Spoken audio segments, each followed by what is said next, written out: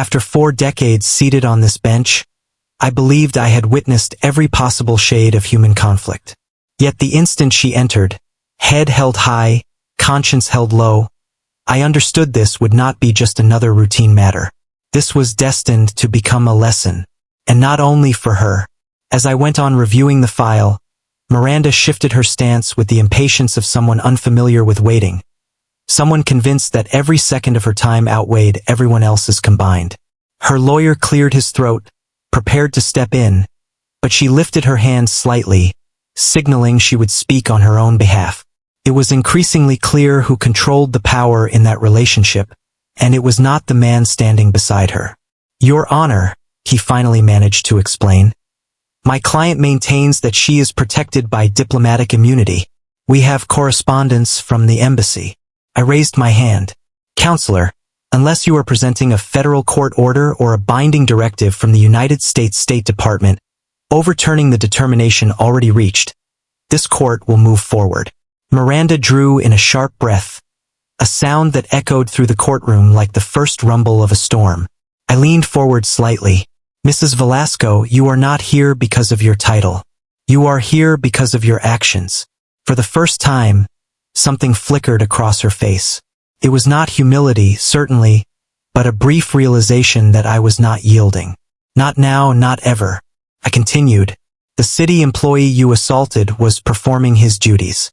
The property you damaged belonged to the residents of Providence, and the officers you obstructed were enforcing the very law you believe yourself above. This court must address that." Equals, she tightened her jaw, meeting my gaze with defiance sharpened to a fine edge. "With all respect, Judge," she said, and by her tone she respected nothing in that room. "This proceeding is unnecessary. This is beneath the dignity of my position and my husband's office. Such matters should be handled discreetly, not displayed in a local courtroom." A ripple of murmurs spread through the gallery. One woman shook her head, whispering something I could not hear. Someone else released a small scoff of disbelief, but Miranda remained unmoved, convinced of her own righteousness. I spoke deliberately. "Mrs. Velasco, I have sat on this bench for decades. I have seen people from every walk of life. Teachers, soldiers, nurses, refugees, CEOs, single parents, immigrants, students, stand in this courtroom and face responsibility. I assure you, no one here today is beneath you." She gave a short laugh, almost graceful in its contempt. "That is a matter of perspective." Her attorney closed his eyes briefly, as though bracing for impact. At that point, I called the city worker forward, Mr. Hector Morales. He approached the podium slowly, his injured wrist still wrapped, his steps careful.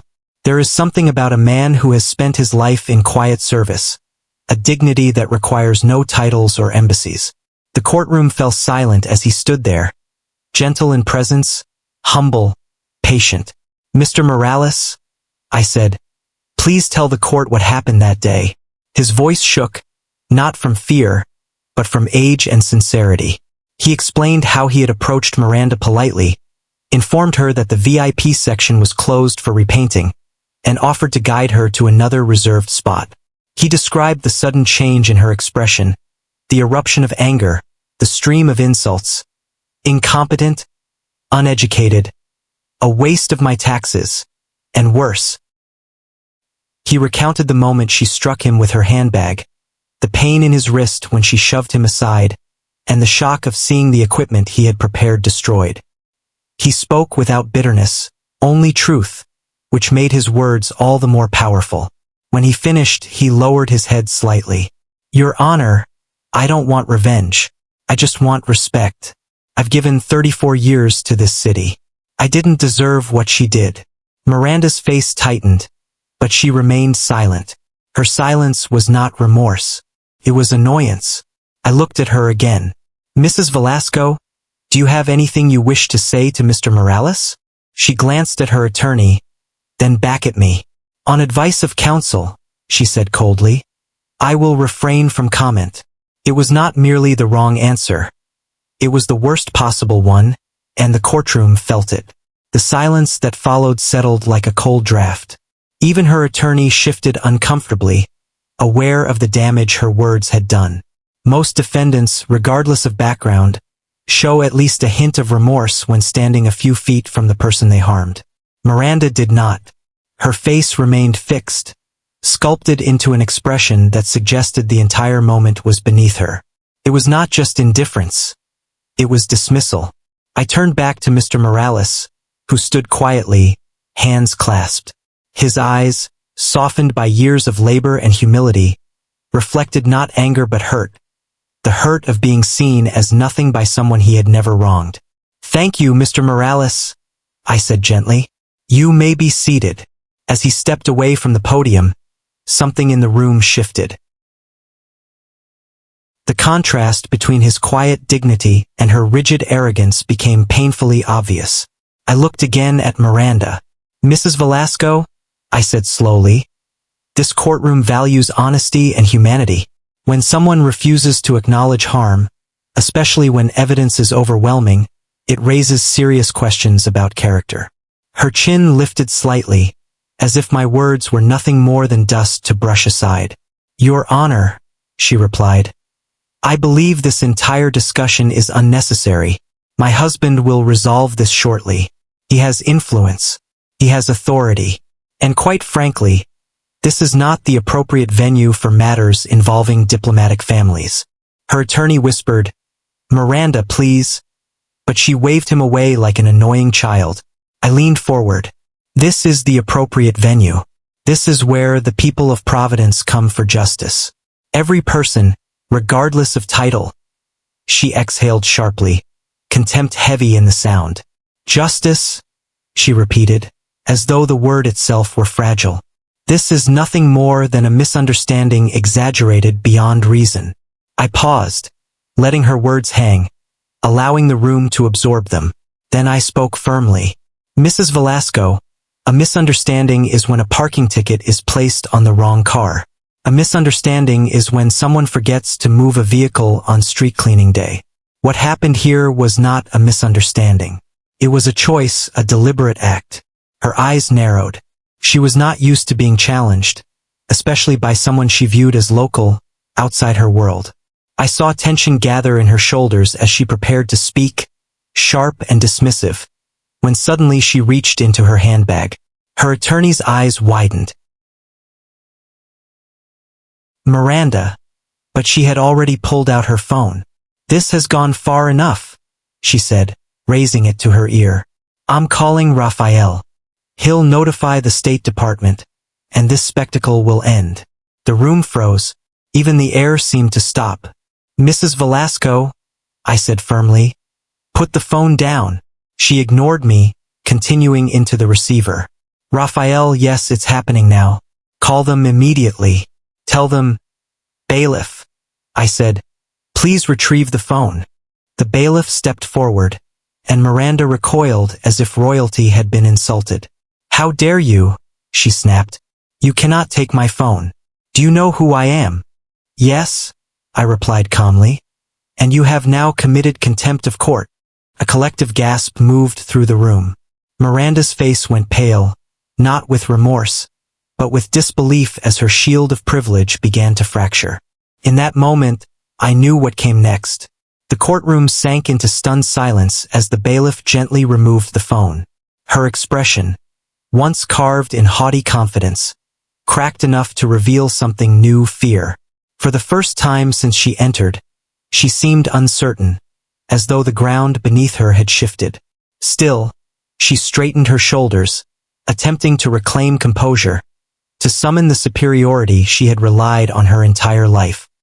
"Mrs. Velasco," I said, my voice steady, "you cannot make calls during judicial proceedings.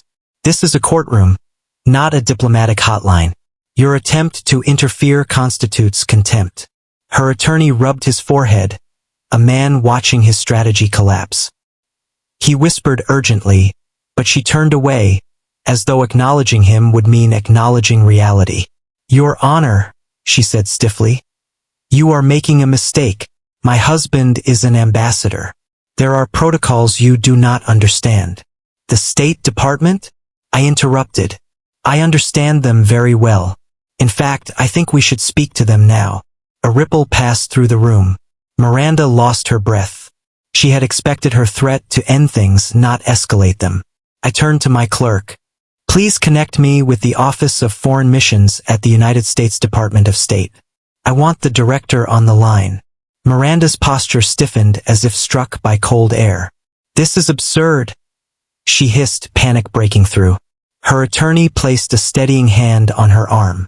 Moments later, the speakerphone lit up, and a crisp voice filled the room. This is Director Elaine Porter. Am I speaking with Judge Frank Caprio? Yes, Director, I said.